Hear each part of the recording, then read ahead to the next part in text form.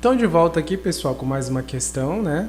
A 39, ele vem falando pra gente o seguinte, ó. Goya produz a série, né, Desastres da Guerra pela técnica de gravura. Até aqui, beleza, tá? Tá tudo ok. E, inclusive, ele usou uma técnica especial de gravura, tá? E aí, por que o uso do preto e branco? Então, ele está falando aqui, ó, ele escolheu gravura porque o uso do preto e branco enfatiza a expressão do drama. Então, o preto e branco seria para reforçar o drama, trazer o drama da cena, tá? A banca considerou esse item como errado, tá bom? E aí, vamos tentar refletir juntos aqui.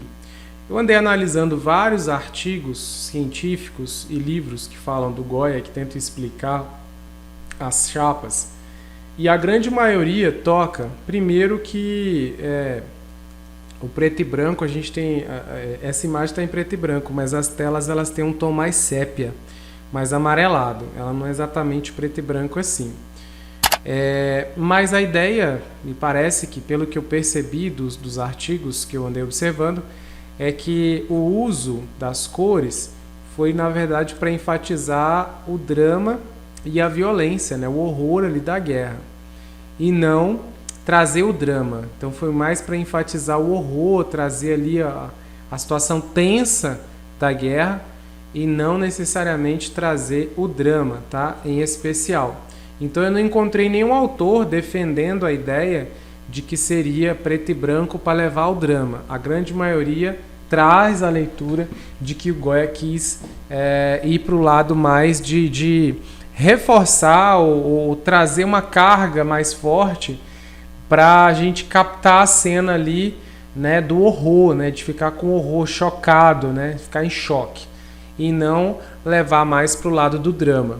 Eu confesso que esse item é um item meio complicado pelo seguinte, porque num primeiro momento, se você olha uma cena de guerra como essa, você tende a marcar que sim, né? Mas Goya não quis trazer uma carga dramática em si, ele quis trazer uma reflexão e trazer mais um olhar na perspectiva de horror mesmo, tá? De mostrar o quanto a guerra é tensa, pesada, né? E aí... Mas você tende a marcar esse item aqui como correto. Eu creio que muita gente deve ter marcado como correto. E talvez, eu acho que a tendência seria a grande maioria marcar como correto mesmo. Mas a banca deu o gabarito como errado e provavelmente deve ser por esse motivo, tá? Porque a ideia não foi o drama em si, tá? E também tem a questão de você analisar que ele fala, né, que ele produz pela técnica de gravura porque o uso do preto e branco leva ao drama. Essa conexão dele usar gravura, né, porque por meio da gravura você tem o preto e branco e o preto e branco leva ao drama, você também poderia analisar nessa perspectiva, né? Você poderia falar, então quer dizer que a gravura vai levar ao drama? Já que a gravura envolve preto e branco, então e o preto e branco está levando o drama, então quer dizer que a gravura está levando aqui no drama? Aí sim, claramente não seria correto, né? Se a gente for analisar por essa perspectiva, aí sim não estaria correto mesmo, tá?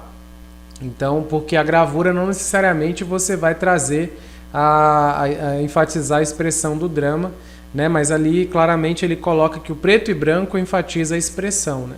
Mas senti falta de algumas vírgulas aqui nessa oração para poder tentar deixar claro ali alguns trechos. Mas independente dos dois olhares que você tentaria colocar por aqui, de qualquer maneira o item está errado, tá bom?